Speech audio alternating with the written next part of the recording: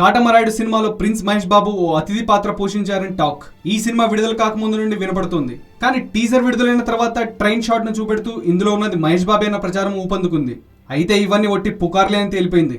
నిజానికి ఈ సినిమా తమిళ వర్షన్ వీరంలో ఎలాంటి అతిథి పాత్రలకు ఆస్కారం లేదు. కానీ కాటమరాయుడు టీజర్ లో చూపించిన విధంగా ఓ రైల్ ఫైట్ సన్నివేశం అయితే ఉంది. ఈ ఫైట్ సీన్ లో అజిత్ తప్ప మరో హీరో ఎవ్వరు లేరు. కానీ తెలుగుకు వచ్చేపాటికి ఇక్కడ మహేష్ బాబును చూపించబోతున్నారని విస్తృతమైన ప్రచారం జరిగింది. కానీ కాటమరాయుడు టీజర్ ని 1-2 సార్లు జాగ్రత్తగా గమనిస్తే ఇందులో ఎంత మాత్రం వాస్తవం లేదని తెలిసిపోతుంది. ఈ టీజర్ లో రైల్లో పవన్ ఫైటింగ్ చేస్తున్న 2-3 షాట్స్ ఉండడంతో అక్కడ ఉన్నది మహేష్ కాదు పవన్ అన్న విషయం ఇట్టే అర్థమవుతుంది. టీజర్ లోని 23-27 సెకండ్లలో ఉన్న ట్రైన్ ఫైటింగ్ షాట్స్ చూస్తే రౌడీలను దుమ్ము దులిపిన వ్యక్తి ఎవరో తెలిసిపోతుంది.